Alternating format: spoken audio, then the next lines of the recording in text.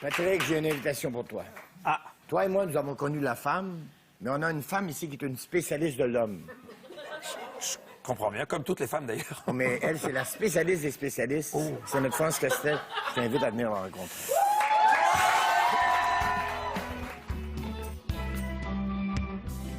Viens t'étendre, mon chéri.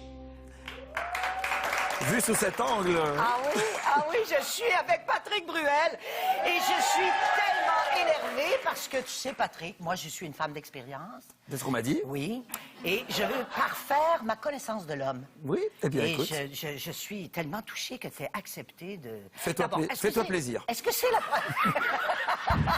Est-ce que c'est la première fois que tu consultes? Eh bien, honnêtement, non. OK. Mais je peux pas dire que j'ai vraiment consulté, parce que j'ai consulté 3 fois seulement. Ah, seulement 3 fois? Ouais, je suis pas allé là, j'ai pas été après la 4e fois. Ah, OK. C'était déjà guéri. Bah, pas du tout, non. Je crois que j'étais très très mal. OK, donc un homme constant qui quand même accepte de consulter, mais... Non, je suis très client sur le principe, parce que je trouve ça forcément très intéressant. Oui. Et de toute façon, ça peut pas faire de mal de faire une petite introspection. Hein. Exactement. Mais moi, c'est des détails un peu longs à expliquer pourquoi je parlais, mais j'avais écrit dans mon livre les raisons, parce que c'était très très drôle. Ah, c'était drôle? Oui, OK. c'était vraiment drôle. Alors, drôle aussi, mais moi, vous allez voir, contrairement à d'autres psys, j'ai des questions... Vous parlez beaucoup pour un psy, déjà. Très, très intelligent. Oui, mais je charge pour rien après. Voilà, c'est ça. OK. J'ai besoin de savoir si ton corps de Dieu, parce qu'on parle bien d'un corps de Dieu, hein?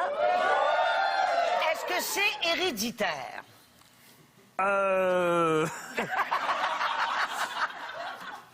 Disons que si on s'en réfère au moment où j'ai été conçu, probablement. Ah Par la oui? suite, ça s'est pas forcément arrangé. Ah, OK. OK. Et une question qui a l'air comme ça un peu banale, mais qui vraiment m'aide beaucoup dans la compréhension de l'homme. Est-ce que tu dors avec tes chaussettes? Non? Non? Tu connais des gens qui dorment avec leurs chaussettes? Oui, il y a certains hommes qui dorment. C'est-à-dire que nous, on traverse pas l'hiver comme vous, exactement. Ah, c'est peut-être ça, Voilà, hein? ça doit être ça. Ah, c'est Mais, ça, donc. tu sais que ça sert à rien de dormir avec des chaussettes. Ah, hein. non? Bah, non, parce que la chaleur humaine se dégage beaucoup mieux, je pense, sans chaussettes. Ah. Non, je dis des conneries. Non, vous comprenez ça au montage? Bon, OK. À qui tu donnerais rendez-vous dans 10 ans? Parce qu'on sait que la chanson, à chaque fois que tu chantes cette chanson-là, nous, on a l'impression, enfin, je parle pour moi, que c'est pour moi. Ben, c'est parce qu'elle est universelle. Ah bon? Voilà, c'est le propre d'une chanson. OK. Tu donnes a priori, tu donnes rendez-vous avec toi-même. Hein, savoir où tu en seras dans 10 ans, et tant qu'à faire autour de toi les gens que tu aimes, tes amis, ta famille.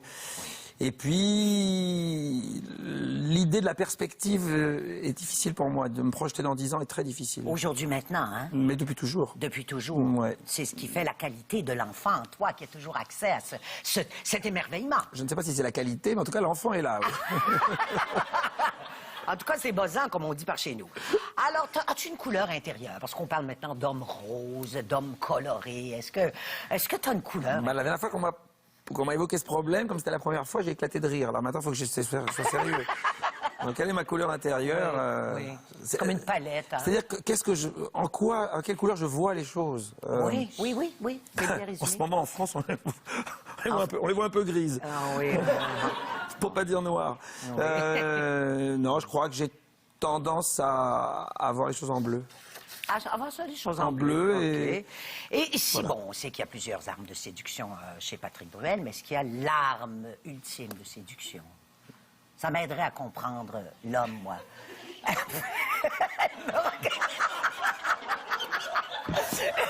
Je viens de recevoir un non-dit. Non, je crois qu'à partir du moment où le simple fait de te regarder t'a fait rire et a fait rire tout le monde, je pense que c'est une arme assez intéressante. C'est une arme de séduction. OK. Et est-ce qu'il y a un moment où, on parlait tout à l'heure de l'accès à l'enfant, mais est-ce qu'il y a un moment précis où Patrick Bruel est devenu un homme? Indéniablement quand j'ai eu des enfants. Ah. Et peut-être un peu avant, à travers quelques responsabilités que la vie et la famille et l'histoire d'une famille t'imposent. Mais réellement quand j'ai eu mes enfants. Oui. Bon, alors pour Hyper finir- sérieux d'un coup, le Hyper- truc. Non, mais c'est bien, c'est bien. Et on va finir un peu en légèreté. Juste une question comme ça qui me dit à peu près tout sur l'homme. Davantage loup ou agneau? Ça n'est pas léger, ce que tu dis. Merci, Patrick Bruel, d'avoir